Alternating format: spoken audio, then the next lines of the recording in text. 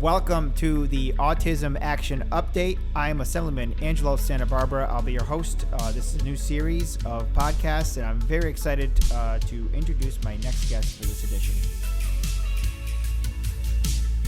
Welcome back to the Autism Action Update. This is my podcast. I'm Assemblyman Angelo Santa Barbara. I chair the New York State Assembly Subcommittee on Autism and Spectrum Disorders. And this is a podcast that I started doing to just give people an update on some of the work we're doing up at the Capitol and some of the work we're doing to advance legislation to help all those with disabilities. And we've been talking about a number of different issues in previous podcasts. The last couple of podcasts, we talked about the sensory-friendly emergency room program that we're launching here at Ellis Hospital in Schenectady. We talked about Project Lifesaver. We talked about the Take Me Home program. And, of course, one of the other big wins that we talked about, that a bill that I sponsored a few years back that we managed to pass in the State Assembly and the Senate that actually became law now, is our training for our first responders. Autism training is what we call it, but it's really training for understanding people with complex with disabilities. And this training has been happening around the state. It's a new program. Some police departments are gearing up for that training to happen this year. And I even sat in on one of the trainings last year, and very enlightening. It was really interesting to hear the information and the questions that were asked. So it's very meaningful training. I think a lot of this stems from what we've seen in our community. We see a lot of situations that escalate because of misunderstandings. I talk about my son a lot. My son Michael, who is very limited communication. He does a lot of self-stimulation, a lot of hand movements.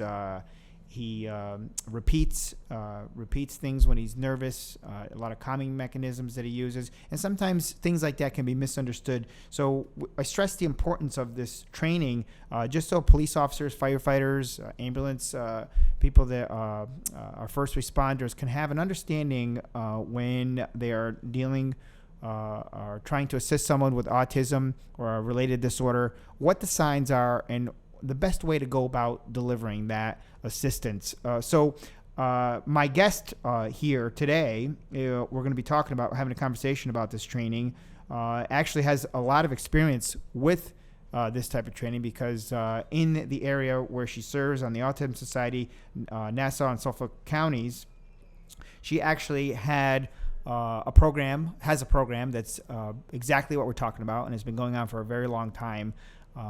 And she's here to talk about it. She's the executive director of the Autism Society in those areas. And she also served on NYPD. So she was a sergeant. Suzanne Reek is here. And Suzanne, thank you for your service on the police force. And thank you for joining me today here on the show. So say hello to our listeners. Hi, thank you very much for having me today. First responder training is extremely important to me. I'm the executive director of the Autism Society on Long Island. I know New York's a big state, but I think we do a really good job with training our first responders. About 6 years ago, we had a death in a group home, so it prompted me to do this training. So we sought out the two individuals that we use that are recognized by the Autism Society, Bill Canada, Jimmy Donahoe. Jimmy is a lieutenant in the police department in Pensacola, Florida. Bill Canada is a retired fireman in the Massachusetts area. And we have probably trained more than 1,500 first responders in autism. We give them usually a half day of training, and basically it shows them some symptoms of autism, what to recognize, to be more understanding, to give them some techniques so that they could have a better positive outcome when they're called to a job where a person with autism needs some assistance. It could be something as difficult as seizures, or in a store having a meltdown, in the hospital, in the emergency room when they seek medical treatment, because unfortunately our children and adults with autism are much more likely to need to call for a first responder. Right. Yeah. And my son's 17. He's going to be 18 in October. And one of the things that I looked at. It was a lot of things that were happening, not just in New York, but across the state. These sort of misunderstandings and these situations that were just escalating. And one particular video that came to my attention happened in Arizona with a teenager in a park that was stimming. It wasn't a rubber band. I believe it was a string that was being waved around, and the police officer that happened to be going by tried to ask some questions, and of course the teenager couldn't respond because it had limited verbal skills. So there was a lot of repeating and waving, and I think that the officer was just trying to find out if there was something going on that he should know about. I believe the officer thought maybe it was some sort of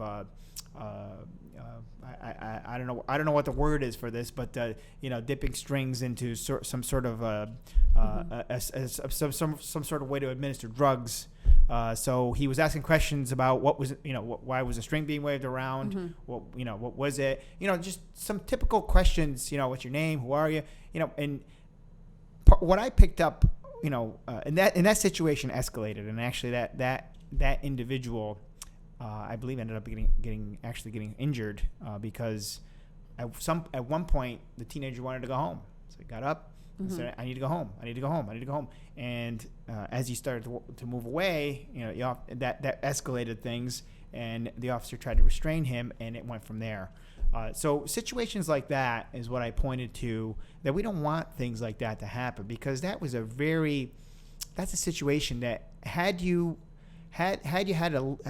officer had a little bit of training to understand what autism is, self-stimulation, I think that situation would have gone a lot differently, don't you? Yes, I actually saw the video that you're talking about. Yeah. And of course it was very upsetting because my son, who's 19, he lives in a group home. Very limited verbal skills. He does a lot of stimming, a lot of, I guess it's self-regulating symptoms like, waving his hands. He loves to play with strings. So when I saw that video, I thought of my son. But I can also see both sides of what the thinking is, because here I am, retired law enforcement individual serving 20 years with the NYPD. Yep. And then I'm also a mom to an adult with autism. So I can see both sides, but a lot of the training that we do helps these officers, EMTs, volunteer firemen, helps them recognize what an individual with autism, how they might behave, so that they can be better, better handle the situation. We have had people walk out of the training saying, wow, I never knew, the symptoms of autism. And a lot of it to me is having the patience, to taking time. When you're a police officer, you're given a certain amount of time to handle a job. And a lot of times, they don't want to take the time because they don't have the time. Right. And they're just quick to just handcuff our loved ones. And, there's got to be a better way. And I think the training educates them, makes them more compassionate, and better equips them to handle a situation when they get called. At least to be aware that, it's not, these things are not meant to be threatening. Sometimes these things can't be helped. The repetition is not because someone doesn't want to answer the question. If someone doesn't look at you, it doesn't mean they're trying to hide something. And not always. So, to see the difference, to have this training, and again, we went through the 2-hour session. It was a shaker. Yes. We saw the, going through that video where, I think, the instructor, during that, the instructor even said that, officers are trained to do these things because a lot of times they deal with people that don't want to tell you the truth, people that do try and hide things. So, when there comes a quick questions one after another, who are you, where are you from, what are you doing here? And that, when that comes quickly, it's because you're trying to get answers. And when you're dealing with someone with autism or some related condition, that causes overload. That can cause a meltdown. That can cause a lot of stress and lead to other things. So there is a conflict with the training that officers go through, and then the training that we need to be able to assist people with autism, people with related type conditions. So there's a difference. So I think just being aware, I think, makes a big difference as to how you approach and saying, okay, I think I see the signs, or let me get some help. Maybe it's not me that's going to do it, but let me find out someone that can help. Let's just calm down and sit here, and we'll figure out what to do next. I think that goes a really long way. Right. I think they have to have training to de-escalate. So it's not a matter of seeing a child in a department store and all of a sudden they have a meltdown. And officers, of course, their safety is very important. Sure. They're trained, safety, safety, safety. And, we want them to go home at night as well, but we also want our loved ones to receive the best care that they can get. Something simple as when this child with autism died in the group home, he was placed on his stomach. So the training that they give the officers at our training is place them at their side, because a lot of times their upper body strength or muscles is not as developed as a typical person. Right. So something simple like that, and just acting in a calm manner, speaking to them slowly. And there's just the training is just so important. I can't stress enough how important it is. I mean, we've trained over 1,500 people, and we provide it, we pay for it. So knowing that there's legislation that you have put through that maybe these funds will be available so that we can get more people trained. Yes, and the program is being rolled out, has been rolled out. So hopefully it'll be. Everybody will be trained at some point throughout the state, and I think when going through seeing the training, what it consists of. I mean, for me as a parent, for me it's kind of hard to comprehend someone that doesn't know what autism is, but there are people out there that ask, what is autism? It's still today. It seems like it's not possible. I was going to say it's kind of unbelievable that everyone doesn't know somebody with autism. But it's true. It happens. And the situation in Arizona, if you look at the end of the video, the first when the caregiver finally did approach and saw what was going on, the first thing the officer said, I think it was his aunt. The aunt said, it's he has autism, so that's he's trying to calm himself down. And the officer responded, "What is autism? I don't know what that is." So when I heard that, that's crazy. Yeah, I was really, for me, again, because we're parents, so we can't. It's almost like unthinkable that someone would be out there that didn't know what this is, but it is possible that people don't know, and they do need to learn a little more about it.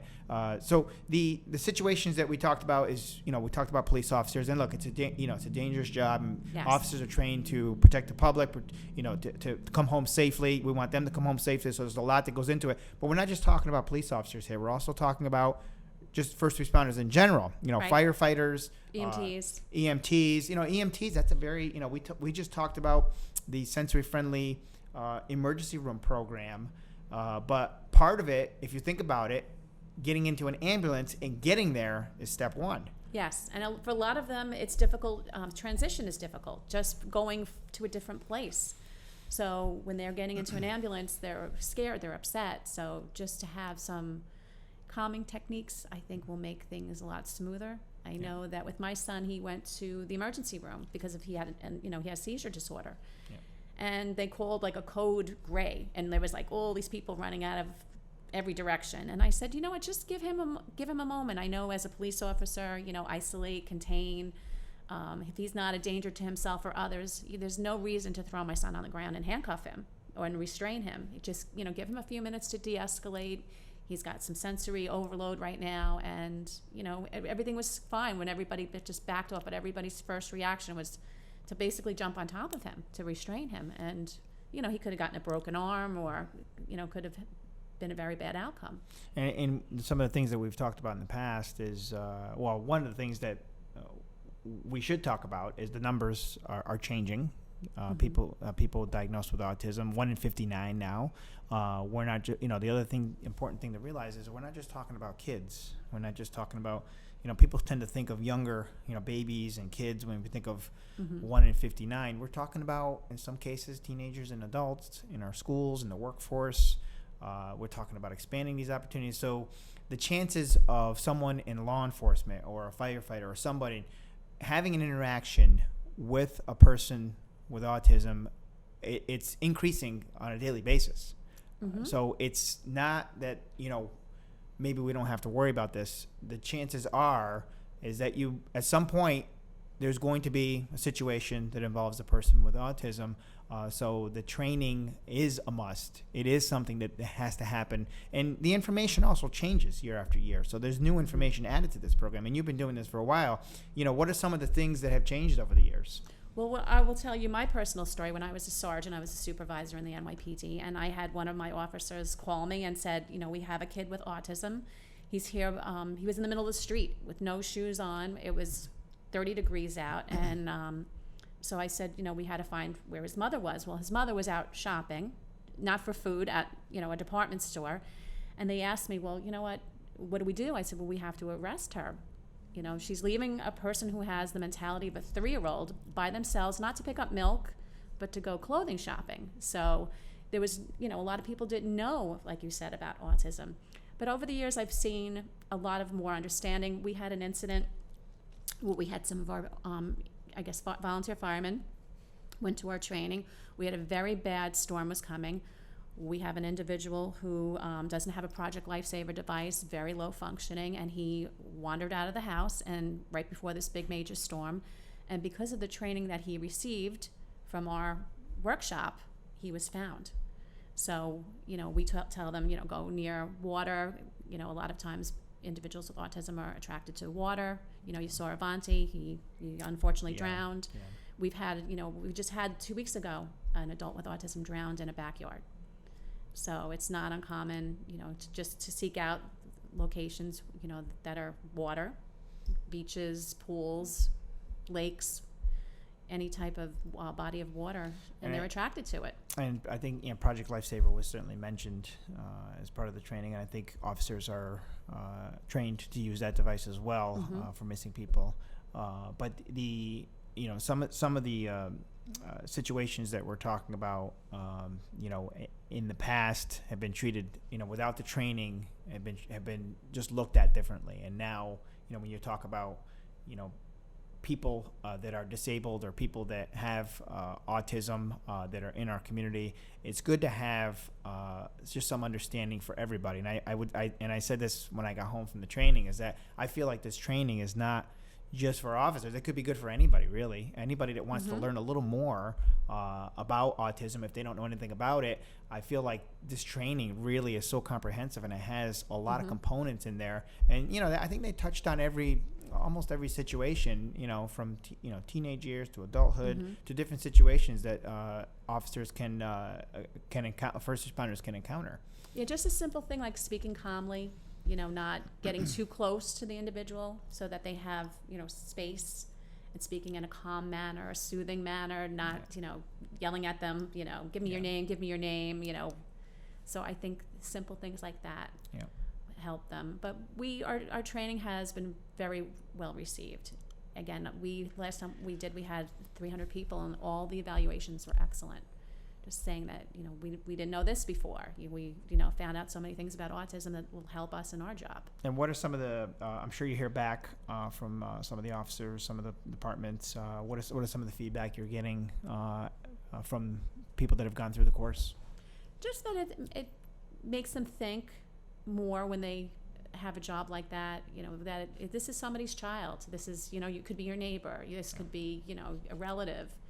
That they needed to be treated with respect. And again, sometimes you have to take your time. And we're looking forward to advancing other pieces of legislation that work with the training, but certainly it was a first step. And I think that things like sensory friendly environments all lead up to having things like this in place, and having some backup, some training that can provide assistance if needed. In my last podcast, we talked about, and I'm very excited about it, the sensory friendly emergency room program. It's a pilot program, but that was part of it. It was part of it that stemmed from this. We're training EMTs, but when we get to the hospital, then you get into the beeps and the buzzes and the lights, and everything sort of could break down when you get there. So that was sort of the next step, and I think that does have to happen across the state. I think this program will show that it can make a difference when EMTs do arrive to an emergency room, how they can make that transition. And you talked about transition, and with my son, it gets difficult. Even getting ready to go to the movies can be a difficult transition. Yes. You can imagine tougher situations, how much more difficult that can be. And when we talk about high school, transitioning, it may not be a big deal to transition from middle school to high school, or go from different grades, or have different Mm-hmm. teachers. But I think when you talk about kids like my son, that transition is not so easy. Well, even my son going to a public bathroom, even going to a new school or a new store or a new doctor, just to sometimes get him into a doctor's office. I mean, we've had people say, you're hurting him, but we're trying to get him so he doesn't run out into the road. Yeah. So, you don't want to have him get hit by a car, but then you have these people seeing you, jump on top of him basically just to keep him safe. Yeah. So, You've traveled quite a bit with the training as well. You've trained a lot of officers in the city. well, we work with the NYPD. Yep. Especially since I do have a lot of good contacts there, so we invite them to come to our training because we Yeah. don't charge for the training. Yep. We have the sheriff's department also comes for the training. We have sometimes hospital administrators, nurses, doctors, school security. A lot of times there's a lot of problems in schools where they'll call for the police when they can't get a kid to calm down. And again, they get there and they're quick to handcuff them. Yeah. Not calling the parent first.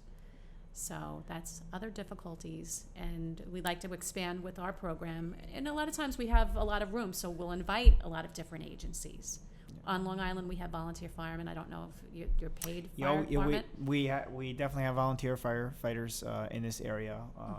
In the a mix in the cities, in Schenectady we have a paid department, but pretty much everywhere else is a volunteer force. Yeah, and in New York, our fire department is paid. So we also connect with the NYFD, so they send a lot of people to our training. One day we trained 700 people. We did a half day, we did morning, and we did afternoon. So that was the first time we did it. No one had gone yet, and we also offer CME credits. We work with our EMT department.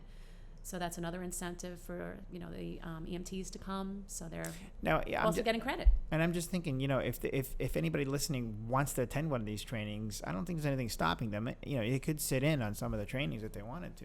But we do them every April. We do it for Autism Awareness Month. We make the arrangements. Sure. Maybe we could piggyback again. I know we got a grant and we were able to send our trainers up to Albany. And I think it's great. I think it's great for anybody that wants to attend and just learn a little more about autism and sensory issues and whatever the case may be. Again, I think I learned a few things along the way just in the 2 hours we spent with the training. So I think it's something that's very valuable to anybody. You talk about firefighters. We talked about EMTs. We talked about police officers. The training it's kind of universal, but it's also specific to these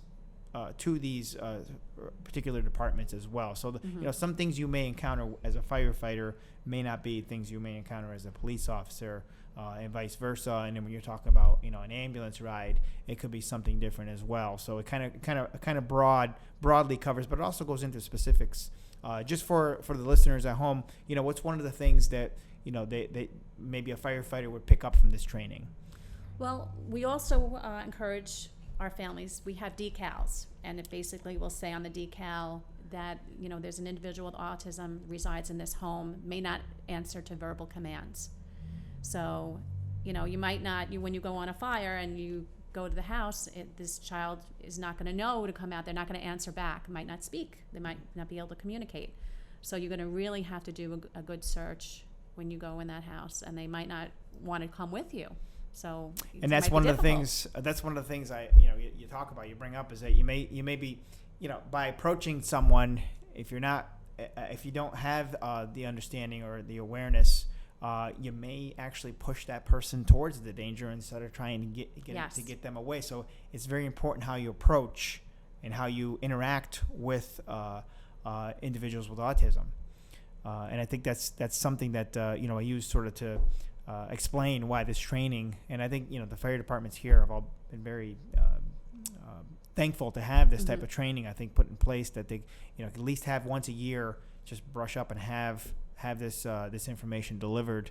And I think that it could really make a big difference when it comes to emergencies. Listen, it can be life-saving. Yeah. Like I said, we've had several incidents where just doing searches, it's given them a different perspective when they do a search. That's what we've been told. And, if you can save one life, then the training was worth it. And that's how I feel. Like some years I'm like, oh, that's so much work, and it's a lot of outreach, and it's contacting all the different departments to encourage them to send people. And I remember as a police officer, I really did not look forward to trainings. Yeah. You know, but when we've had our trainings, everyone will say, you know what, I've learned a lot from this training. And the trainers that we use are also very relatable. You know, you have someone that walks the walk, talks the talk. Yeah. We've had other trainers, unfortunately, that I know have been used in New York many times, and the individual that does the training that a lot of different, states use has no law enforcement background. Yeah. So these cops will come into this training, and when they see our trainers, in a uniform, and knowing that this person is not going to just, it's not just a book smart person, this person is street smarts, and they're able to better relate to them. We did talk about that, and we talked about that as this bill was being drafted, that the trainers or the people delivering the information should be family members or have some sort of connection. Mm-hmm. And I think the trainers that we during the training that I attended, both, I believe it was an officer and a firefighter, or were they both officers? It was Lieutenant James Yep. Donahoe from Yep. Pensacola PD Yep. and William Conata. Both have boys who are in group homes that are pretty, I don't want to say lower functioning, Yep. but low functioning and very relatable. Again, Jimmy shows up in his full, sharp uniform, and Bill, they both play off of one another and make fun of each other because, firemen and police officers sometimes pick on each other, Yep, it was, and they shared some personal experiences. They Yes. shared with their child, and that, I think that was very meaningful in delivering the information, as to have that insight, Mm-hmm. as to sometimes this can happen, sometimes that can happen, and to go through and then go to the videos. It was very comprehensive and very well received. And I think and everybody that walked away from that said the same thing. I never knew. I Mm-hmm. never knew this could happen. I didn't know. Or, hey, I've seen that before, Yes. and I didn't know what it was. That was the part that was, I think, very rewarding, to know that someone at least made a correlation as to, hey, next time I see that, I'm going to know what to do now. Well, listen, our loved ones, we live it. It's different for individuals that don't live it. And just to walk away seeing that, like Jimmy and Bill have children with autism, then the police officers can say, you know what, I have to have a little compassion. And that's always what I say when I do the training. Walk away with just a couple things, just to take your time and to be compassionate, because this is not easy. Yeah, and look, the information's changing, as we said. So there's always something new, and what was presented last year may be different than what's going to be presented this year, because there's new information out there. There's new things happening in our community. We have a lot more opportunities. Where maybe someday my son's going to take a job somewhere where he couldn't. Maybe years ago that was not even possible. Now these opportunities are opening up. So there's different things in our society, in our community, that where these interactions are going to occur more and more. Yes. So it was long overdue that we have this as part of, and the thing is, police officers and firefighters, they receive annual training anyways. There's training that goes on periodically in any case. So adding this to it was something that it was such a good fit that it probably should have happened a while ago. I think it's long coming, and again, we started it 7 years ago. Yep. And I'm glad you're getting the funding, because my thought was, how come we have to keep paying for this? It's a lot. It takes a lot, and you to cover the entire state. That's you're talking about. It's a lot to take on as one person. Well, again, we cover all of Long Island, but not just Long Island. We cover the 5 boroughs, and we do outreach to the police department in the city. And anybody is welcome to come when we have it. We don't charge anything for it. Yeah. Again, they can get some CME credits. Yeah. If they need some of those credits, they don't have to pay for them. Yeah. And I've had people come 2 or 3 times to this training, and I will say, how come you're coming again? And Yeah. they said, you know what, I just want to listen to it again and see things in a different perspective, and if I can pick up just a couple things, and it's a successful day. Yeah, I think that's well said, because even after I left there, I felt like, I could watch that again, because there were some things I think maybe I wanted to know a little more about, or I missed, or I think I'd like to see one more time. And it was very enlightening, I think, to a lot of people. They did get, I think everybody in that room, and probably everybody in your training, gets something. Yes. They don't walk away just saying, hey, I didn't get anything out of this. There's something that they walk away with. And talking to police officers and people that have gone through the training, I'm sure that you could talk to anybody that's going to say, you know what, I had this situation and I recalled seeing that in this training, and here's what did happen versus what could have happened. And again, we have people who come the second year or the third year, and they'll say, hey, you know, the training that you gave us, we were able to, you know, successfully locate somebody that was missing. We were able to calm someone down. We were able to, you know, not have to use, you know, restraints. And I also think about that incident in Florida with the boy with the truck. That's right. That was a very terrible situation. Yep. And you see, as I said, you see across the country, you see things like this happening. And it's things that, you know, when I see this, I think to myself, had we had some training in place or some other things in these states or across the country for that matter, you would see these situations go a lot differently. You would see just an interaction where the officer knows or that there's no threat. There's nothing that requires any use of force or any going down that line where you can things can escalate. It's just a matter of understanding what it is, knowing the signs, and knowing how to respond. Yeah, and wanting to help. And I will tell you a really wonderful thing that happened from our training. We have Long Island is broken up into Nassau and Suffolk County. We had done our training, and they decided in the Nassau County Academy to add a 4-hour training slot. So from just attending our training, they made it mandatory that every recruit coming through the Nassau County Police Department's, you know, academy was receiving this training now. So to me, that's a big success story. Yep. So now I know every police officer is going to have at least 4 hours of training. It's not going to make them an expert, but again, if they walk away with, like we were saying, just 1 or 2 things, and we've done our job, and it's a success. Yeah, and I really appreciate this is not the first time you've been up in the Schenectady area, and I really appreciate you making the trip. Oh, my pleasure, and I thank you for all the wonderful things that you do for our families. Really, I can't say that there's probably no one else who does as much as you do for our kids in the state, and we appreciate that. I appreciate that. I know you're up here, and there's a special event you're going to be attending on behalf of the Autism Society as well later tonight. For people that are interested in asking Suzanne a question, you have an email. I'm going to give that out. Sure. It's sreek@nsasa.org. That's the Autism Society website. Yes. So actually, no, that's my email address. That's your email. Okay. That's my email. So the website is www.nsasa.org. So either way, you have 7 years of experience with this training. People listening, if you have some questions or anything like that, you can contact my office here in Schenectady, or feel free to call Suzanne, and you know, she can help answer any of these questions. Again, you're no stranger to the Schenectady area, and I'm very pleased to see that you made the trip up here to talk about this, which is actually been in place for about a year. The bill passed, and the training is been put in place. So hopefully we can check in on some of these trainings at some point and see how things are going. And talk to some of the people that have received the training. And there's always, again, I see this as an evolving training, because I think there's always going to be new information. There's always going to be things that are added, changed, as more information becomes available. You know, the numbers 1 in 59 went from 1 in 68 to 1 in 59 now.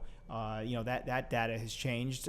So there may be other things that will change along the way, but certainly having the first step is having that training in place. And from what here locally, from the officers that I've talked to, and the firefighters and the first responders, they all have expressed thankfulness to have this type of training, because you know, you don't want to not know what to do. So having more information is always better. And we go back to that video, which I still have on my Facebook page that I shared. Go back to that video from Arizona. How that situation, I think, with this training could have been entirely differently. Very different outcome, I think it would have been. Different outcome for sure, and that alone makes it worth it. So I want to thank you for being on my podcast. I started this podcast to share information on this, and also to talk about, you know, there's bills that are passed at the Capitol here in the state, and you know, there's a lot of bills that I've worked on that have to do with helping people with disabilities, and it's always nice to get a real world perspective and to check on how these things are working in the real world, and to share some success stories. So that's kind of the point of having this podcast, to let people know where they can get more information. And certainly you're a great resource. So I want to thank you for joining us here, and I wish you a safe trip back. But you're also going to be making a stop to support the Autism Society before you head back, and thank you for doing that as well. Yes, going to the Outback Steakhouse in I think it's Colony. Is it Colony? I think it's in Colony. Yes, that's right. So there's always different ways to support the Autism Society. And anybody listening that wants to do so, I encourage you to do that. It's a great way to help local families affected by autism. For my office, which is across the street from where we are now at OSM Studios here, people can contact me at 518-382-2941. Of course, I have my Times Union blog where we talk about things like this at timesunion.com. And you can sign up for the Autism Action Update podcast on iTunes for now. I think that's going to be changing at some point, where I think you actually have to sign up through it. Sign up for it on the app, but we'll talk about that transition before it happens. But sign up, you'll receive email alerts on my website. You can also sign up for email alerts in my Autism Action newsletter at www.nyassembly.gov under Assemblyman Angelo Santa Barbara. We've been talking with Suzanne Reek about autism training for first responders, and we will join you on the next podcast where we will talk about more about work that's happening to help those in New York State affected by disabilities. Thank you for joining us. We'll see you next time.